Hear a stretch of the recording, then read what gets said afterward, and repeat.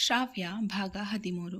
ನನ್ನ ಇಡೀ ಜೀವನವೇ ತಲೆಕೆಳಗಾಗಿ ಸರಿಯಾಗಿ 1 ವಾರವೇ ಕಳೆದಿದೆ. ಇಷ್ಟು ದಿನಗಳಲ್ಲಿ ನಾನು ಅನುಭವಿಸಿದ ಮಾನಸಿಕ ಯಾತನೆ ಅಷ್ಟಿಷ್ಟಲ್ಲ.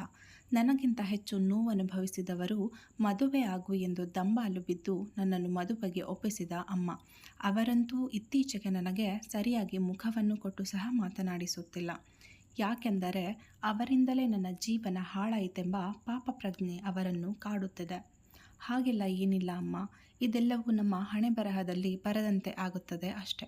ಇದಕ್ಕೆ ನೀವು ಖಂಡಿತ ಹೊಣೆಯಲ್ಲ ಎಂದು ನಾನೇ ಅವರಿಗೆ ಸಮಾಧಾನ ಮಾಡಿದರೂ ಕೂಡ, ಇಲ್ಲ, ನಾನು ನಿನ್ನನ್ನು ಮದುವೆ ಆಗು ಎಂದು ಪೀಡಿಸದಿದ್ದರೆ ನಿನ್ನ ಜೀವನ ಹೀಗಾಗುತ್ತಿರಲಿಲ್ಲ. ನನ್ನಿಂದಲೇ ನಿನ್ನ ಜೀವನ ಹಾಳಾಯಿತು. ಈಗ ನಿನ್ನನ್ಯಾರು ಮದುವೆ ಆಗ್ತಾರೆ ಎಂದು ಯಾವಾಗಲೂ ಗೋಳಾಡುತ್ತಾರೆ. ಕೆಲವು ದಿನಗಳ ಹಿಂದೆ ತಾನೇ ನನ್ನ ನಿಶ್ಚಿತಾರ್ಥ ನಿಂತು ಹೋಗಿದೆ. ಆದರೂ ಅಮ್ಮನಿಗೆ ನನ್ನ ಮದುವೆಯದೇ ಚಿಂತೆ. ಈ ಅಮ್ಮಂದಿರಂತೂ ಬದಲಾಗುವುದಿಲ್ಲ. ಇನ್ನು ಮನೆಯಲ್ಲಂತೂ ಯಾವಾಗಲೂ ಸ್ಮಶಾನ ಮೌನವಿರುತ್ತದೆ. ಮೊದಲಿನ ನಗು, ಹರಟೆ ಎಲ್ಲವೂ ಮರೆಯಾಗಿ ಶೃಂಗ ಕೂಡ ಮೊದಲಿನಂತೆ ಹೆಚ್ಚು ತಮಾಷೆ ಮಾಡುವುದಿಲ್ಲ. ಮನೆಯಲ್ಲಿರುವ ವಾತಾವರಣ ನೋಡಿ ಆದಷ್ಟು ಗಂಭೀರವಾಗಿ ವರ್ತಿಸುತ್ತಾಳೆ. ನಿಶ್ಚಿತಾರ್ಥ ನಿಂತಿದ್ದಕ್ಕೆ ನನಗೆ ಎಳ್ಳಷ್ಟು ಬೇಸರವಾಗಿರಲಿಲ್ಲ. ಆದರೆ ಹೃದಯನ ನಿಜ ರೂಪ ತಿಳಿದ ಮೇಲೆ ಇಂಥವರನ್ನು ಮದುವೆಯಾಗಲು ನಿರ್ಧರಿಸಿದ್ದ ನನ್ನ ಮೇಲೆ ನನಗೇ ಬೇಸರವಾಗಿತ್ತು.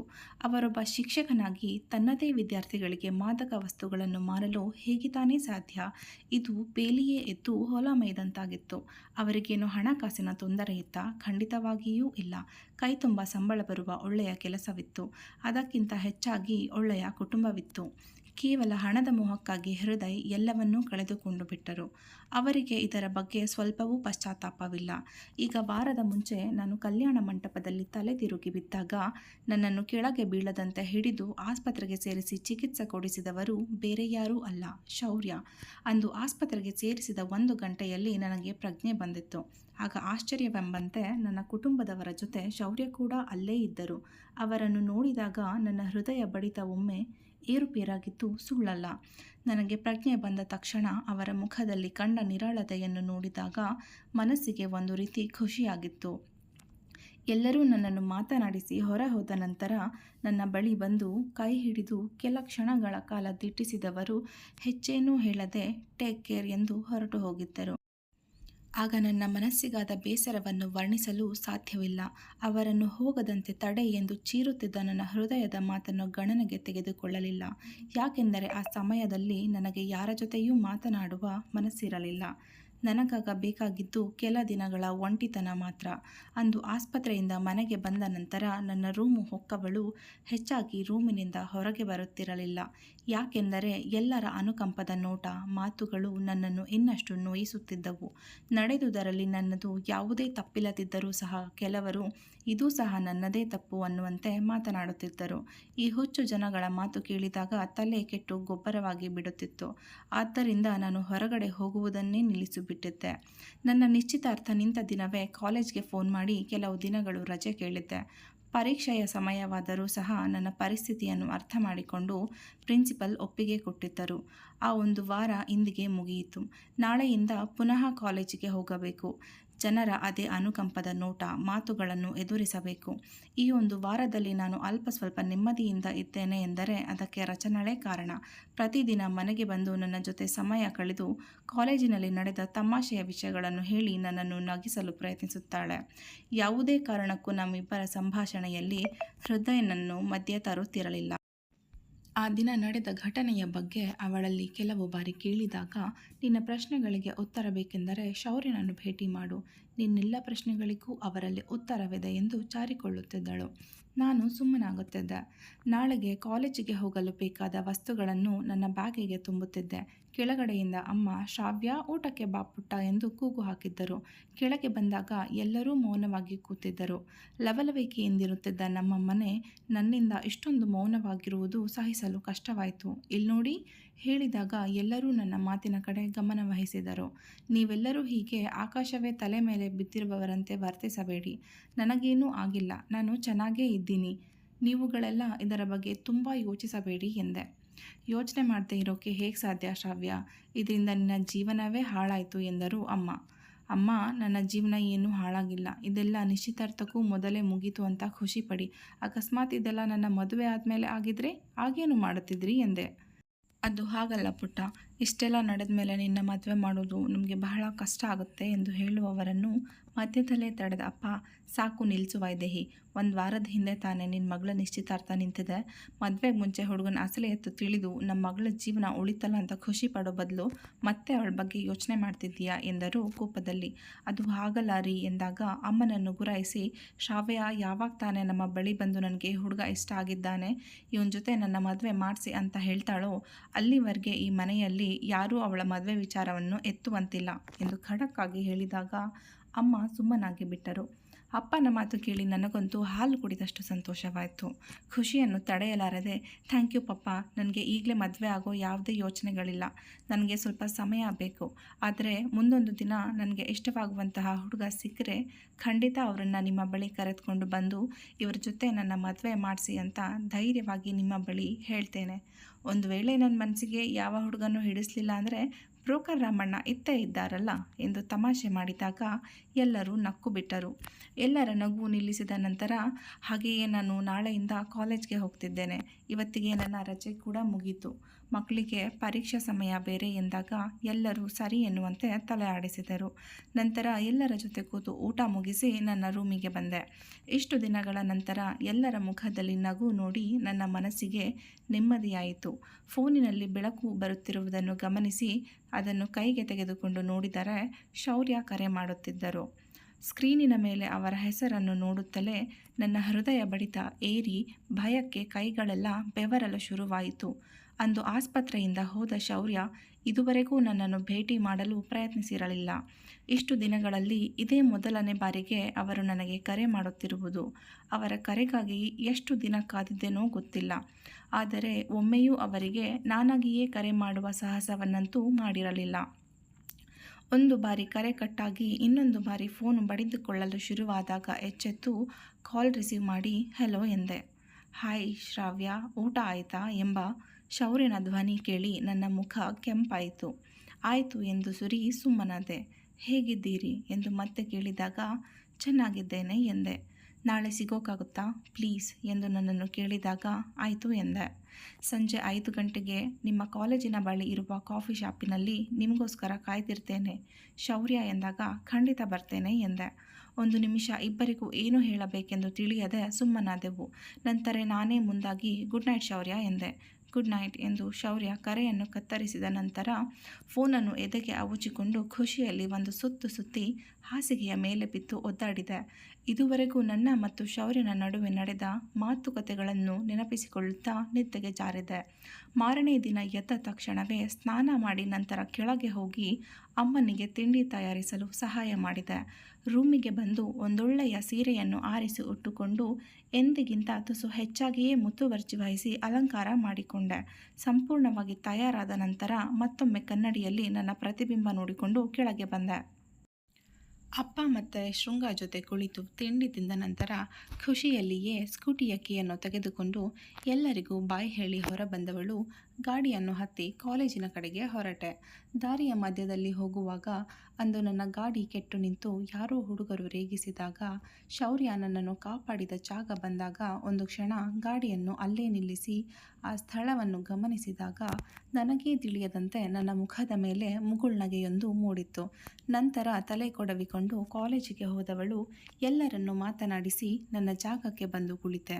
ಪುಣ್ಯಕ್ಕೆ ಯಾರೂ ಸಹ ಹೃದಯನ ವಿಷಯವನ್ನು ಎತ್ತಲಿಲ್ಲ. ನಾನು ಬಂದು 5 ನಿಮಿಷದ ನಂತರ ಬಂದ ರಚನಾ ಅವಳ ಜಾಗದಲ್ಲಿ ಕುಳಿತು, ಏನಿವತ್ತು ತುಂಬ ಖುಷಿಯಾಗಿದ್ದೀಯಾ, ಸಾಲದ್ದಕ್ಕೆ ಬೇಗ ಬೇರೆ ಬಂದುಬಿಟ್ಟಿದ್ದೀಯಾ ಎಂದು ತುಂಟ ಧ್ವನಿಯಲ್ಲಿ ಕೇಳಿದಾಗಲೇ ನಾನು ಇಂದು ಪ್ರತಿದಿನ ಬರುವುದಕ್ಕಿಂತ ಬೇಗ ಬಂದಿರುವುದೆಂದು ತಿಳಿಯಿತು. ಇದಕ್ಕೆ ಕಾರಣ ಶೌರ್ಯ ಎಂದು ತಿಳಿದುಬಿಟ್ಟರೆ ನನ್ನನ್ನು ರೇಗಿಸಿ ಬಿಡುತ್ತಾಳೆ ಎಂದುಕೊಂಡು ಒಂದು ವಾರ ಕಾಲೇಜನ್ನು ತುಂಬ ಮಿಸ್ ಮಾಡಿಕೊಂಡೆ. ಅದ್ರ ಜೊತೆಗೆ ಮಕ್ಕಳಿಗೆ ಪರೀಕ್ಷೆ ಬೇರೆ ಇದೆ, ಅದಕ್ಕೆ ಎಂದೆ. ನೀನು ಹೇಳ್ತಿರೋದು ಕೂಡ ಸರಿ ಇದೆ ಬಿಡು ಎಂದವಳು ಈ ವಿಷಯವನ್ನು ಅಲ್ಲಿಯೇ ಬಿಟ್ಟಳು.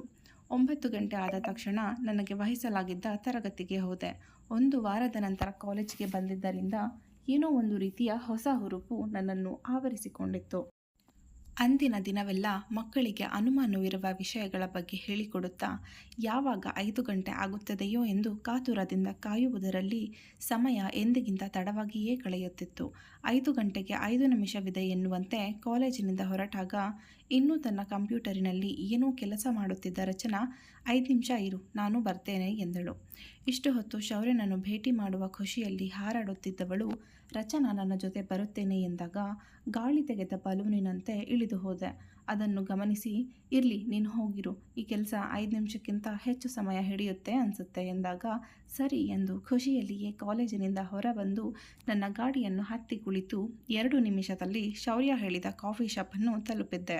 ಅವರು ಹೇಳಿದ್ದಕ್ಕಿಂತ ಕೇವಲ 2 ನಿಮಿಷವಷ್ಟೇ ನಾನು ತಡವಾಗಿ ಬಂದಿದ್ದರಿಂದ ಬಹಳವೇನೂ ತಡವಾಗಿ ಬಂದಿಲ್ಲ ಎಂದುಕೊಂಡು ಸ್ಕೂಟಿಯನ್ನು ಪಾರ್ಕ್ ಮಾಡಿ ಅದರ ಕನ್ನಡಿಯಲ್ಲೊಮ್ಮೆ ನನ್ನ ಮುಖವನ್ನು ನೋಡಿಕೊಂಡ ನಂತರ ಧೈರ್ಯ ಮಾಡಿ ಕಾಫಿ ಶಾಪಿನ ಒಳಗೆ ಬಂದೆ. ಕಾಫಿಯ ಪರಿಮಳ ಮೂಗಿಗೆ ಬಡಿಯುತ್ತಿದ್ದಂತೆ ನನ್ನ ಮನಸ್ಸಿಗೆ ಒಂದು ರೀತಿಯ ಉಲ್ಲಾಸವಾಯಿತು. ಶೌರ್ಯನಿಗಾಗಿ ಅತ್ತಿತ್ತ ಹುಡುಕಾಡಿದಾಗ ಮೂಲೆಯಲ್ಲಿರುವ ಟೇಬಲಿನ ಬಳಿ ಕಾಣಿಸಿದರು. ಫೋನಿನಲ್ಲಿ ಏನನ್ನೂ ನೋಡುತ್ತಿದ್ದರು ಅನಿಸುತ್ತೆ. ನಾನು ಅವರ ಮುಂದೆ ಬಂದು ನಿಂತರೂ ಸಹ ಅವರಿಗೆ ತಿಳಿಯಲಿಲ್ಲ. ಎಂದು ಅವರು ಕುಳಿತಿದ್ದ ಟೇಬಲಿನ ಮೇಲೆ 2 ಬಾರಿ ಕುಟ್ಟಿದಾಗ ಫೋನಿನಿಂದ ತಕ್ಷಣವೇ ತಲೆ ಎತ್ತಿದವರು ನನ್ನನ್ನು ನೋಡುತ್ತಿದ್ದಂತೆ ಥಟ್ಟನೆ ಎದ್ದು ನಿಂತು, ಸಾರಿ, ನೀವು ಬಂದಿದ್ದು ಗಮನಿಸಲಿಲ್ಲ ಎಂದರು. ಅವರ ಮಾತಿಗೆ ನಕ್ಕು, ಇರಲಿ ಪರವಾಗಿಲ್ಲ, ತುಂಬ ಹೊತ್ತಾಯ್ತಾ ಬಂದು ಎಂದು ಅವರ ಎದುರಿನ ಚೇರಿನಲ್ಲಿ ಕುಳಿತೆ. ಇಷ್ಟು ಧೈರ್ಯ ನನಗೆಲ್ಲಿಂದ ಬಂತು ಎಂದು ನನಗೆ ಆಶ್ಚರ್ಯವಾಯಿತು. ಸ್ವಲ್ಪ ಹೊತ್ತಾಯಿತು ಅಷ್ಟೇ, ಏನು ತಗೋತೀರಾ ಎಂದು ಕೇಳಿದಾಗ ಕಾಫಿ ಎಂದೆ.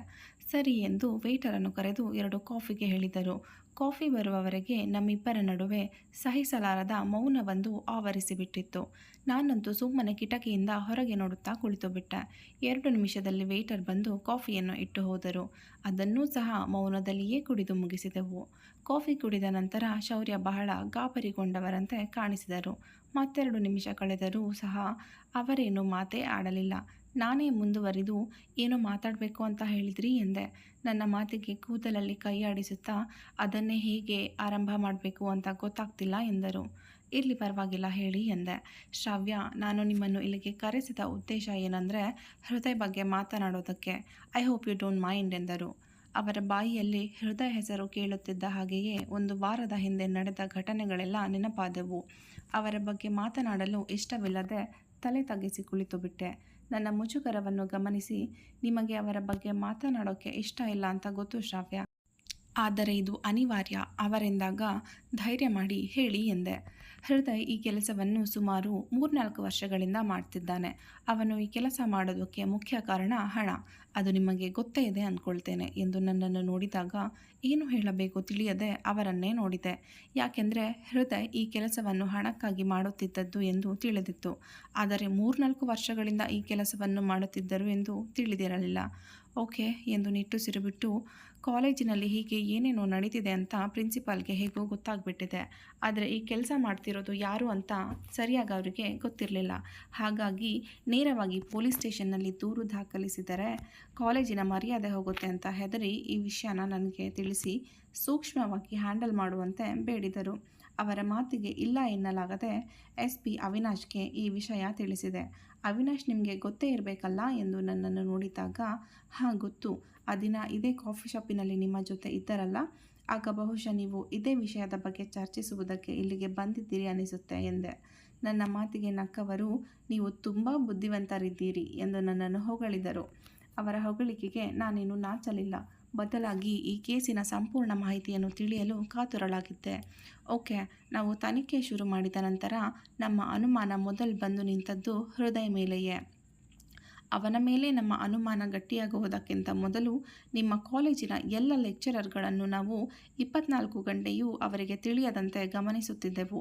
ಮೊದಲಿಗೆ ಎಲ್ಲವೂ ನಾರ್ಮಲ್ ಆಗಿಯೇ ಇತ್ತು. ಆದರೆ 1-2 ದಿನಗಳು ಕಳೆದ ನಂತರ ಹೃದಯ ವರ್ತನೆಯಲ್ಲಿ ಬದಲಾವಣೆಗಳನ್ನು ಗುರುತಿಸಲು ಶುರು ಮಾಡಿದೆವು. ತುಂಬ ಹೊತ್ತು ಕಾಲೇಜಿನಲ್ಲಿರುವುದು, ಹೊತ್ತಲ್ಲದ ಹೊತ್ತಿನಲ್ಲಿ ಕಾಲೇಜಿಗೆ ಬರೋದು, ಕಾಲೇಜಿನ ಹಿಂಬದಿಯಲ್ಲಿ ಹುಡುಗರಿಗೆ ಏನೋ ಪ್ಯಾಕೆಟ್ ಕೊಡುವುದು ಮಾಡುತ್ತಿದ್ದನು. ಆಗ ಇವನ ಮೇಲೆ ನಮ್ಮ ಅನುಮಾನ ಗಟ್ಟಿಯಾಯಿತು. ಆ ಸಮಯದಲ್ಲಿ ನನಗೆ ನಿಮ್ಮ ಪರಿಚಯ ಕೂಡ ಆಯಿತು. ಹಾಗೆಯೇ ನನಗೆ ಬಹಳ ಇಷ್ಟ ಕೂಡ ಆದಿರಿ ಎಂದಾಗ ಮುಗುಳ್ನಕ್ಕೆ. ಆಮೇಲೆ ಮುಂದೆ ನಿಮಗೆ ಗೊತ್ತೇ ಇದೆಯಲ್ಲ, ನೀವು ನನ್ನನ್ನು ಮದುವೆ ಆಗ್ತೀರಾ ಅಂತ ಕೇಳಿದಾಗ ಬೇರೆಯವರ ಜೊತೆ ಮದುವೆ ನಿಶ್ಚಯ ಆಗಿದೆ ಅಂತ ಹೇಳಿ ನನ್ನ ಪ್ರಪೋಸಲ್ ತಳ್ಳಿ ಹಾಕಿಬಿಟ್ರಿ. ನೀವು ಅಷ್ಟು ದೃಢವಾಗಿ ನನ್ನನ್ನು ನಿರಾಕರಿಸಿದ್ದು ನೋಡಿ ನಿಮ್ಮನ್ನು ಮದುವೆ ಆಗುವ ಹುಡುಗನ ಬಗ್ಗೆ ತಿಳಿದುಕೊಳ್ಳುವ ಸಣ್ಣ ಕುತೂಹಲ ನನ್ನಲ್ಲಿ ಮೂಡಿತು ಮತ್ತು ನಾನು ಬಹಳ ಕಷ್ಟಪಡದೆ ನಿಮ್ಮಿಂದಲೇ ಅವರ ಬಗ್ಗೆ ತಿಳಿದುಕೊಂಡೆ. ಹೃದಯ್ ನಿಮ್ಮನ್ನು ಮದುವೆ ಆಗಲಿರುವ ಹುಡುಗ ಎಂದು ತಿಳಿದಾಗ ನೀವು ನನ್ನನ್ನು ರಿಜೆಕ್ಟ್ ಮಾಡಿದಾಗಲೂ ಆಗದಷ್ಟು ನೋವಾಯಿತು. ಅದಲ್ಲದೆ ಕೇವಲ ಇನ್ನೊಂದು ವಾರದಲ್ಲಿ ನಿಮ್ಮಿಬ್ಬರ ಎಂಗೇಜ್ಮೆಂಟ್ ಅಂತೂ ತಿಳಿದಾಗಲಂತೂ ನನ್ನ ಕಾಲಡಿಯ ನೆಲವೇ ಕುಸಿದಿತ್ತು. ಅಂದಿನಿಂದಲೇ ನಮ್ಮ ತನಿಖೆ ಇನ್ನಷ್ಟು ವೇಗವಾಗಿ ಸಾಗಿತ್ತು. ಹೇಗಾದರೂ ಮಾಡಿ ನಿಮ್ಮ ನಿಶ್ಚಿತಾರ್ಥ ನಡೆಯೋದ್ರೊಳಗೆ ಹೃದಯ ಬಗ್ಗೆ ಸಾಕ್ಷಿಗಳನ್ನು ಕಲೆಕ್ಟ್ ಮಾಡಿ ಅವನನ್ನು ಹಿಡಿಯಲು ಪ್ರಯತ್ನಪಟ್ಟೆವು. ಆದರೆ ಹೇಗೋ ಹೃದಯಕ್ಕೆ ಇದರ ಬಗ್ಗೆ ಗೊತ್ತಾಗಿ ಸಾಕ್ಷಿಗಳನ್ನೆಲ್ಲ ನಾಶಪಡಿಸಿಬಿಟ್ಟ. ಅವನ ಬಗ್ಗೆ ನಿಮಗೆ ಎಚ್ಚರಿಸಬೇಕು ಅಂತಲೇ ನಾನವತ್ತು ನಿಮ್ಮನ್ನು ಭೇಟಿಯಾಗಲು ಕೇಳಿಕೊಂಡಿದ್ದು. ಅವನ ಬಗ್ಗೆ ನಿಮಗೆ ಹೇಳಬೇಕು ಅನ್ನೋಷ್ಟರಲ್ಲಿ ಅದು ಹೇಗೋ ಅವನಿಗೆ ಈ ವಿಷಯ ತಿಳಿದು ನಿಮಗೆ ಫೋನ್ ಮಾಡಿ ಬರೋಕ್ಕೆ ಹೇಳ್ದ. ಅಂದಿನಿಂದ ಬಹಳ ಬಾರಿ ನಾನು ನಿಮಗೆ ಅವನ ಬಗ್ಗೆ ಹೇಳಬೇಕು ಅಂತ ಪ್ರಯತ್ನ ಪಟ್ಟಾಗಲೆಲ್ಲ ಹೃದಯ್ ಯಾವಾಗಲೂ ನಿಮಗೆ ಅಂಟಿಕೊಂಡೇ ಇರುತ್ತಿದ್ದ. ಆದ್ದರಿಂದ ಅದು ಕೂಡ ಸಾಧ್ಯವಾಗಲಿಲ್ಲ ಎಂದು ತಮ್ಮ ಮಾತನ್ನು ನಿಲ್ಲಿಸಿದರು. ಹೃದಯ್ ಇಷ್ಟೊಂದು ಕೆಟ್ಟ ಮನುಷ್ಯ ಎಂದು ತಿಳಿದಾಗ ನಾನಂತೂ ಮೂಕಳಾಗಿ ಬಿಟ್ಟೆ. ಅದಕ್ಕಿಂತ ಹೆಚ್ಚಾಗಿ ನಾನು ಹೃದಯ್ ಜೊತೆ ಇದ್ದಾಗ ಕೂಡ ಅವರು ಈ ರೀತಿ ಕೆಲಸ ಮಾಡುತ್ತಿರಬಹುದೆಂಬ ಸಣ್ಣ ಅನುಮಾನ ಕೂಡ ಬರದಂತೆ ನೋಡಿಕೊಂಡರಲ್ಲ ಎಂಬುದೇ ನನಗೆ ಆಶ್ಚರ್ಯದ ವಿಷಯ. ಮುಂದೆ ಹೇಳಿ ಎಂದಾಗ ಬಹಳ ಬಾರಿ ಪ್ರಯತ್ನ ಪಟ್ಟರೂ ಸಹ ನಿಮ್ಮನ್ನು ಒಂಟಿಯಾಗಿ ಭೇಟಿ ಮಾಡಲಾಗಲಿಲ್ಲ. ಆದರೆ ಒಂದಿನ ಬಟ್ಟೆ ಅಂಗಡಿಯಲ್ಲಿ ನಿಮ್ಮನ್ನು ನೋಡಿ ಫಾಲೋ ಮಾಡಿಕೊಂಡು ಬಂದೆ. ನಿಮ್ಮ ಜೊತೆ ನಿಮ್ಮ ಫ್ರೆಂಡ್ ರಚನಾ ಕೂಡ ಇದ್ದರು. ನೀವು ಎಂಗೇಜ್ಮೆಂಟಿಗೆ ಬಟ್ಟೆ ಖರೀದಿಸಲು ಬಂದಿದ್ರಿ ಅನಿಸುತ್ತೆ. ಅಲ್ಲಿಯಾದರೂ ಹೃದಯ ಬಗ್ಗೆ ನಿಮಗೆ ಹೇಳಿ ಎಚ್ಚರಿಸಬೇಕು ಅಂದ್ಕೊಂಡೆ. ಅಷ್ಟರಲ್ಲಿ ಯಾರೋ ಫೋನ್ ಮಾಡಿದರು ಅಂತ ಮಾತನಾಡಿಕೊಂಡು ಬರುವಷ್ಟರಲ್ಲಿ ಹೃದಯ್ ಬಂದು ಬಿಟ್ಟಿದ್ದ. ಅಲ್ಲಿ ಕೂಡ ಚಾನ್ಸ್ ತಪ್ಪಿತು ಎಂದುಕೊಂಡು ನಿಮ್ಮಿಬ್ಬರನ್ನು ಗಮನಿಸಲು ಶುರು ಮಾಡಿದೆ. ಹೃದಯ್ ಅವನು ಹೇಳಿದ್ದೇ ನಡೀಬೇಕು ಅಂತ ಹೇಳ್ತಿದ್ದಾಗ ನೀವು ಧೈರ್ಯವಾಗಿ ಅವನು ಹೇಳಿದ್ದನ್ನು ತಳ್ಳಿ ಹಾಕಿ ಹೋಗಿಬಿಟ್ರಿ. ನಿಮಗೆ ಬೇಕಾದ ಬಟ್ಟೆ ಸಹ ಆರಿಸಿದರಿ. ನಿಮ್ಮ ಫ್ರೆಂಡ್ ರಚನಾ ಹೃದಯನನ್ನು ಅನುಮಾನದ ದೃಷ್ಟಿಯಲ್ಲಿ ನೋಡುತ್ತಿದ್ದದ್ದು ನೋಡಿ ನಿಮ್ಮನ್ನು ಅವನಿಂದ ದೂರ ಇರುವಂತೆ ನೋಡಿಕೊಳ್ಳಲು ಇವರೇ ಸರಿಯಾದವರು ಎಂದು ನಿರ್ಧರಿಸಿ ನೀವಿಬ್ಬರು ಬೇರೇನೋ ಬಟ್ಟೆ ನೋಡಲು ಹೋದಾಗ ರಚನಾಳನ್ನು ಕಾಡಿಬೇಡಿ ಸೈಡಿಗೆ ಕರೆದುಕೊಂಡು ಬಂದು ಹೃದಯ ಬಗ್ಗೆ ಹೇಳಿದೆ. ಮೊದಲಿಗೆ ಅವರು ನನ್ನ ಮಾತನ್ನು ನಂಬಲಿಲ್ಲವಾದರೂ ನಾನು ತೋರಿಸಿದ ಸಾಕ್ಷಿಗಳನ್ನು ನೋಡಿದ ನಂತರ ನಂಬಿದರು. ಅಂದಿನಿಂದ ಹೃದಯ್ ನಿಮ್ಮ ಬಳಿ ಇದ್ದಾಗಲೆಲ್ಲ ರಚನಾ ನಿಮ್ಮಿಬ್ಬರನ್ನು ಆದಷ್ಟು ಹತ್ತಿರ ಬರದಂತೆ ತಡೆಯುತ್ತಿದ್ದರು ಎಂದು ಶೌರ್ಯ ಹೇಳಿದಾಗ ನನ್ನ ಬೆನ್ನ ಹಿಂದೆ ಇಷ್ಟೆಲ್ಲ ನಡೆದಿದೆ ಎಂದು ನನಗೆ ನಂಬಲು ಅಸಾಧ್ಯವಾಯಿತು. ಅವಳು ವಿಚಿತ್ರವಾಗಿ ನಡೆದುಕೊಳ್ಳುತ್ತಿದ್ದದ್ದು ಇದೇ ವಿಷಯಕ್ಕ ಅನ್ನಿಸಿತು. ಸುಮ್ಮನೆ ಅವಳ ಮೇಲೆ ಅನುಮಾನ ಪಟ್ಟು ಬಿಟ್ಟೆನಲ್ಲ ಎಂದು ನನ್ನ ಮನಸ್ಸು ಮರುಗಿತು. ಮೊದಲು ಅವಳಲ್ಲಿ ಕ್ಷಮೆ ಕೇಳಬೇಕು ಅಂದ್ಕೊಂಡಾಗ ಸ್ವಲ್ಪ ಸಮಾಧಾನವಾಯಿತು. ಆದರೆ ಆಗಿನಿಂದಲೂ ನನ್ನಲ್ಲೊಂದು ಅನುಮಾನ ಕಾಡುತ್ತಿತ್ತು. ಅದನ್ನು ಶೌರ್ಯನ ಮುಂದೆ ಕೇಳಿಯೂ ಬಿಟ್ಟೆ. ಶೌರ್ಯ, ನೀವು ಇದನ್ನೆಲ್ಲ ಫೋನ್ ಮಾಡಿ ನನಗೆ ಹೇಳಬಹುದಿತ್ತಲ್ಲ ಎಂದಾಗ ಹೃದಯ್ ನಿಮ್ಮ ಫೋನನ್ನು ಹ್ಯಾಕ್ ಮಾಡಿಸಿಬಿಟ್ಟಿದ್ದ. ಹಾಗಾಗಿ ಅದು ಸಾಧ್ಯವಿರಲಿಲ್ಲ ಎಂದರು. ಒಂದರ ಮೇಲೊಂದರಂತೆ ಆಘಾತಕಾರಿ ವಿಷಯಗಳನ್ನು ಕೇಳಿ ಹೇಗೆ ಪ್ರತಿಕ್ರಿಯಿಸಬೇಕೋ ತಿಳಿಯಲಿಲ್ಲ. ನಂತರ ನಮ್ಮ ಕಾರ್ಯಾಚರಣೆಯನ್ನು ಚುರುಕುಗೊಳಿಸಿ ಅವನ ವಿರುದ್ಧ ಸಾಕಷ್ಟು ಸಾಕ್ಷಿಗಳನ್ನು ಕಲೆ ಹಾಕಿದೆವು. ಅಷ್ಟರಲ್ಲಿ ನಮ್ಮಿಬ್ಬರ ನಿಶ್ಚಿತಾರ್ಥದ ದಿನವೂ ಕೂಡ ಹತ್ತಿರ ಬಂದು ಬಿಟ್ಟಿತ್ತು. ನಿಶ್ಚಿತಾರ್ಥದ ಕಾರಣ ಅವನು ಬಹಳ ವ್ಯಸ್ತವಾಗಿರುವುದನ್ನು ಗಮನಿಸಿ ಅಂದಿನ ದಿನವೇ ನಮ್ಮ ಪ್ಲಾನನ್ನು ಎಕ್ಸಿಕ್ಯೂಟ್ ಮಾಡಲು ನಿರ್ಧರಿಸಿದೆವು. ಹಾಗಾಗಿ ನೀವು ಇಷ್ಟೆಲ್ಲ ಡ್ರಾಮಾ ನೋಡಬೇಕಾಯಿತು ಎಂದು ತಮ್ಮ ಮಾತನ್ನು ಮುಗಿಸಿದರು. ಸ್ವಲ್ಪ ಹೊತ್ತು ಸುಮ್ಮನಿದ್ದು ನನಗೆ ಏನು ಹೇಳಬೇಕು ಅಂತಲೇ ಗೊತ್ತಾಗ್ತಿಲ್ಲ ಶೌರ್ಯ ಎಂದೆ. ನನಗೆ ನಿಮ್ಮ ಪರಿಸ್ಥಿತಿ ಅರ್ಥವಾಗುತ್ತೆ ಶ್ರಾವ್ಯ ಎಂದು ನನ್ನ ಕೈ ಹಿಡಿದರು. ಆಶ್ಚರ್ಯವೆಂಬಂತೆ ಹೃದಯ್ ನನ್ನನ್ನು ಮುಟ್ಟಿದಾಗ ಅವರ ಸ್ಪರ್ಶ ಮುಜುಗರ ತರಿಸಿದರೆ ಶೌರ್ಯನ ಸ್ಪರ್ಶ ನನ್ನಲ್ಲಿ ಸುರಕ್ಷತೆಯ ಭಾವನೆಯನ್ನು ಮೂಡಿಸಿತ್ತು. ಆ ಬೆಚ್ಚಗಿನ ಸ್ಪರ್ಶದಿಂದ ಹೊರಬರಲು ಇಷ್ಟವಿಲ್ಲದೆ ಸುಮ್ಮನೆ ಕುಳಿತೆ. ಶೌರ್ಯ ನಿಧಾನವಾಗಿ ಶ್ರಾವ್ಯ ಎಂದು ಸುರಿದರು. ಅವರ ಬೆಚ್ಚಗಿನ ಸ್ಪರ್ಶದಲ್ಲಿ ಕಳೆದು ಹೋಗಿದ್ದವಳು ಎಚ್ಚೆತ್ತು ಹಾಂ ಹೇಳಿ ಎಂದೆ. ನನ್ನನ್ನು ಮದುವೆ ಆಗ್ತೀರಾ ಎಂದು ಶೌರ್ಯ ಕೇಳಿದಾಗ ಥಟ್ಟನೆ ನನ್ನ ಕೈಯನ್ನು ಹಿಂದೆಳೆದುಕೊಂಡು ಆಶ್ಚರ್ಯದಲ್ಲಿ ಅವರನ್ನು ದಿಟ್ಟಿಸಿದೆ. ಐ ನೋ ಇದೆಲ್ಲ ಸ್ವಲ್ಪ ಬೇಗ ಆಯಿತು ಆ್ಯಂಡ್ ನೀವಿನ್ನೂ ಆ ಘಟನೆಯನ್ನು ಹೊರಬಂದಿಲ್ಲ ಅಂತ. ಆದರೆ ನನ್ನ ಬಳಿ ಸಮಯ ಇಲ್ಲ ಶ್ರಾವ್ಯ, ನಾನು ಸ್ವಲ್ಪ ದಿನಗಳಲ್ಲೇ ಡ್ಯೂಟಿಗೆ ರಿಪೋರ್ಟ್ ಮಾಡ್ಕೋಬೇಕು ಎಂದಾಗ ಅವರನ್ನು ವಿಚಿತ್ರವಾಗಿ ನೋಡಿದೆ. ಅವರು ಒಬ್ಬ ಜವಾಬ್ದಾರಿಯುತ ಪೊಲೀಸ್ ಅಧಿಕಾರಿಯಾಗಿ ಆಗಲೇ ತಮ್ಮ ಕರ್ತವ್ಯವನ್ನು ನಿಭಾಯಿಸುತ್ತಿದ್ದಾರೆ. ಆದರೆ ಮತ್ಯಾವ ಡ್ಯೂಟಿಗೆ ರಿಪೋರ್ಟ್ ಮಾಡ್ಕೋಬೇಕು ಎಂಬುದು ನನ್ನ $1,000,000 ಪ್ರಶ್ನೆಯಾಗಿತ್ತು. ನೀವು ಆಗಲೇ ನಿಮ್ಮ ಕೆಲಸ ಮಾಡ್ತಿದ್ದೀರಿ, ಮತ್ಯಾವ ಡ್ಯೂಟಿಗೆ ರಿಪೋರ್ಟ್ ಮಾಡಿಕೊಳ್ಳಬೇಕು ಎಂದೆ ಹುಬ್ಬು ಹಾರಿಸಿ. ನನ್ನ ಮಾತು ಕೇಳಿ ಕುತೂಹಲದಲ್ಲಿ ನಾನು ಮುಂದಿನ ವಾರ ಡ್ಯೂಟಿಗೆ ರಿಪೋರ್ಟ್ ಮಾಡಿಕೊಳ್ಬೇಕು ಶ್ರಾವ್ಯ, ನೀವು ಯಾವ ಕೆಲಸದ ಬಗ್ಗೆ ಹೇಳ್ತಿದ್ದೀರಿ ಎಂದರು ಮುಗುಳ್ನಗುತ್ತಾ. ನೀವು ಪೊಲೀಸ್ ಆಫೀಸರ್ ಆಗಿ ನಿಮ್ಮ ಕೆಲಸ ಮಾಡ್ತಿದ್ದೀರಿ ತಾನೆ, ಮತ್ತೆ ಯಾವ ಡ್ಯೂಟಿಗೆ ರಿಪೋರ್ಟ್ ಮಾಡ್ಕೋಬೇಕು ಎಂದಾಗ ಜೋರಾಗಿ ನಕ್ಕು ಬಿಟ್ಟರು. ಶ್ರಾವ್ಯ ನಾನು ಪೊಲೀಸ್ ಅಲ್ಲ ಎಂದಾಗ ಆಶ್ಚರ್ಯದಲ್ಲಿ ಕಣ್ಣನ್ನು ಮೊಟ್ಟೆ ಗಾತ್ರಕ್ಕೆ ಅಗಲಿಸಿ, ನೀವು ಪೊಲೀಸ್ ಅಲ್ವಾ ಎಂದೆ. ನಕ್ಕು ಇಲ್ಲ ಎಂಬಂತೆ ತಲೆ ಆಡಿಸಿದರು. ಮತ್ತೆ ನೀವೇನು ಕೆಲಸ ಮಾಡುವುದು ಎಂದು ನನ್ನ ಕುತೂಹಲದಲ್ಲಿ ಕೇಳಿದಾಗ, ನಾನು ಈ ದೇಶದ ಹೆಮ್ಮೆಯ ಯೋಧ ಎಂದರು ಎದೆಯುಬ್ಬಿಸಿ. ನನಗೆ ನಿಜಕ್ಕೂ ಅವರ ಮಾತನ್ನು ನಂಬಲಾಗಲಿಲ್ಲ. ಶೌರ್ಯ ಸೈನಿಕ, ನಿಜವಾಗಿಯೂ ನೀವು ಸುಳ್ಳು ಹೇಳ್ತಿಲ್ಲ ತಾನೇ ಎಂದೆ, ಅವರು ಹೇಳಿದ್ದನ್ನು ಮತ್ತೊಮ್ಮೆ ದೃಢಪಡಿಸಿಕೊಳ್ಳಲು. ಇದರಲ್ಲಿ ಸುಳ್ಳು ಹೇಳೋಕ್ಕೇನಿದೆ ಎಂದರು ಆಶ್ಚರ್ಯದಲ್ಲಿ. ನೀವು ಪೊಲೀಸ್ ಅಲ್ಲ ಅಂದಮೇಲೆ ಅವಿನಾಶ್ ಸರ್ ನಿಮಗೆ ಹೇಗೆ ಗೊತ್ತು? ಈ ಕೇಸಿನಲ್ಲಿ ನೀವು ಇನ್ವಾಲ್ವ್ ಆಗೋಕೆ ಹೇಗೆ ಸಾಧ್ಯ ಎಂದೆ. ಅವಿನಾಶ್ ಮತ್ತು ನಾನು ಬಾಲ್ಯದ ಗೆಳೆಯರು ಆ್ಯಂಡ್ ನಾನು ಡಿಫೆನ್ಸಿನಲ್ಲಿ ಇರೋದ್ರಿಂದ ಏನೂ ತೊಂದರೆ ಇಲ್ಲ ಎಂದರು. ಹೋ ಎಂದು ಮುಂದೇನು ಹೇಳಬೇಕು ತಿಳಿಯದೆ ಬೆಪ್ಪಾಗಿ ಕುಳಿತೆ. ಅಷ್ಟರಲ್ಲಿ ಶೌರ್ಯನ ಫೋನು ಬಡಿದುಕೊಳ್ಳಲು ಶುರು ಮಾಡಿತು. ಎಕ್ಸ್ಕ್ಯೂಸ್ ಮೀ ಎಂದು ಹೇಳಿ ಹೊರಗೆ ಹೋದವರು 2 ನಿಮಿಷದಲ್ಲಿ ವಾಪಸ್ ಬಂದರು. ಯಾರು ಕರೆ ಮಾಡಿದ್ದು ಕೇಳಬೇಕೆನಿಸಿತು. ಆದರೆ ನನ್ನ ಕುತೂಹಲವನ್ನು ನಿಗ್ರಹಿಸಿದೆ. ಸೊ ಶ್ರಾವ್ಯ, ಇನ್ನು 3 ದಿನಗಳಲ್ಲಿ ನನಗೆ ದೆಹಲಿಗೆ ಫ್ಲೈಟ್ ಇದೆ. ಅಂದು ನಾನು ಹೊರಡಲೇಬೇಕು. ಅಷ್ಟರಲ್ಲಿ ನಿಮ್ಮ ನಿರ್ಧಾರ ತಿಳಿಸಿ ಎಂದು ತಮ್ಮ ಪಕ್ಕದಲ್ಲಿದ್ದ ಒಂದು ಬ್ಯಾಗನ್ನು ತೆಗೆದು ನನ್ನ ಮುಂದಿಟ್ಟರು. ಅವರು ಹೇಳಿದ ಮಾತು ನನ್ನ ಕಿವಿ ಹೊಕ್ಕಲಿಲ್ಲ. ಆದರೆ ನನ್ನ ಮುಂದಿಟ್ಟಿರುವ ಬ್ಯಾಗಿನಲ್ಲಿ ಏನಿರಬಹುದೆಂಬ ಸಣ್ಣ ಕುತೂಹಲ ಉಂಟಾಯಿತು. ಅದನ್ನು ಗಮನಿಸಿ, ಇದು ನಿಮಗೆ, ತೆರೆದು ನೋಡಬಹುದು ಎಂದರು. ಬ್ಯಾಗನ್ನು ತೆಗೆದುಕೊಂಡು ನೋಡಿದಾಗ ಅಂದು ನಾನು ಬಟ್ಟೆ ಅಂಗಡಿಯಲ್ಲಿ ಇಷ್ಟಪಟ್ಟು ಆರಿಸಿ ಬಿಟ್ಟಿದ್ದ ಅದೇ ಹಳದಿ ಮತ್ತು ನೀಲಿ ಬಣ್ಣದ ರೇಷ್ಮೆ ಸೀರೆಯಿತ್ತು. ಸೀರೆಯನ್ನೊಮ್ಮೆ ಅವರನ್ನೊಮ್ಮೆ ಬದಲಿಸಿ ನೋಡಿದೆ. ನನ್ನ ನೋಟ ಅರಿವಾದವರಂತೆ, ನೀವು ಈ ಸೀರೆನ ತುಂಬ ಇಷ್ಟಪಟ್ಟಿದ್ರಿ, ಆದರೆ ಹೃದಯ ಕಾರಣದಿಂದಾಗಿ ಇದನ್ನು ತೆಗೆದುಕೊಳ್ಳಲಿಲ್ಲ. ನೀವು ಅಷ್ಟೊಂದು ಇಷ್ಟಪಟ್ಟ ಸೀರೆನ ಹಾಗೆ ಬಿಟ್ಟು ಬರಲು ಮನಸ್ಸಾಗಲಿಲ್ಲ, ಹಾಗಾಗಿ ಖರೀದಿಸಿದೆ ಎಂದು ತಮ್ಮ ಕೂದಲಲ್ಲಿ ಕೈಯಾಡಿಸಿ, ಅವರ ಮುಖ ನಾಚಿಕೆಯಿಂದ ಸ್ವಲ್ಪ ಕೆಂಪಾದದ್ದು ನನ್ನ ಕಣ್ಣಿನಿಂದ ತಪ್ಪಿಸಿಕೊಳ್ಳಲಾಗಲಿಲ್ಲ. ಅವರ ಕೆಂಪಾದ ಮುಖ ನೋಡಿ ನನಗೆ ನಗು ಬಂತು. ಓಕೆ ಶ್ರಾವ್ಯ, ನನಗೆ ಸ್ವಲ್ಪ ಕೆಲಸ ಇದೆ, ನಾನು ಹೋಗಲೇಬೇಕು. ನನ್ನನ್ನು ಮದುವೆ ಆಗುವುದಕ್ಕೆ ನೀವು ಒಪ್ಪಿದರೆ ಈ ಸೀರೆಯುಟ್ಟು 3 ದಿನಗಳ ನಂತರ ಏರ್ಪೋರ್ಟಿಗೆ ಬನ್ನಿ. ಇಲ್ಲ ಅಂದರೆ ಎನಿವೆ ಆಯ್ಕೆ ನಿಮಗೆ ಬಿಟ್ಟಿದ್ದು. ನಾನು ಖಂಡಿತ ನನ್ನನ್ನು ಒಪ್ಪಿಕೊಳ್ಳುವಂತೆ ಒತ್ತಡ ಹೇರುವುದಿಲ್ಲ. ಚೆನ್ನಾಗಿ ಯೋಚಿಸಿ ನಿಮ್ಮ ನಿರ್ಧಾರ ತಿಳಿಸಿ ಎಂದವರು ವೇಟರನ್ನು ಕರೆದು ಬಿಲ್ ಪಾವತಿಸಿದರು. ನಾನಂತೂ ಶೌರ್ಯನ ನೇರವಾದ ದೃಢವಾದ ಮಾತಿಗೆ ಕರಗಿ ಹೋಗಿಬಿಟ್ಟಿದ್ದೆ. ಬನ್ನಿ ಹೋಗೋಣ ಎಂದು ನನ್ನ ಕೈ ಹಿಡಿದುಕೊಂಡು ಹೊರಗಡೆ ಕರೆದುಕೊಂಡು ಬಂದವರು, ಇಫ್ ಯು ಡೋಂಟ್ ಮೈಂಡ್ ನಾನು ನಿಮ್ಮನ್ನು ಒಂದು ಬಾರಿ ತಬ್ಬಿಕೊಳ್ಳಬಹುದಾ? ಯಾಕಂದರೆ 3 ದಿನದ ನಂತರ ನೀವು ಏರ್ಪೋರ್ಟಿಗೆ ಬರುತ್ತೀರಿ ಎನ್ನುವ ನಂಬಿಕೆ ನನಗಿಲ್ಲ. ಹಾಗೆಯೇ ನಿಮ್ಮನ್ನು ಭೇಟಿ ಮಾಡುವ ಈ ಕಡೆಯ ಅವಕಾಶವನ್ನು ಕಳೆದುಕೊಳ್ಳಲು ಇಷ್ಟವಿಲ್ಲ ಎಂದಾಗ ಸರಿ ಎನ್ನುವಂತೆ ತಲೆ ಆಡಿಸಿದೆ.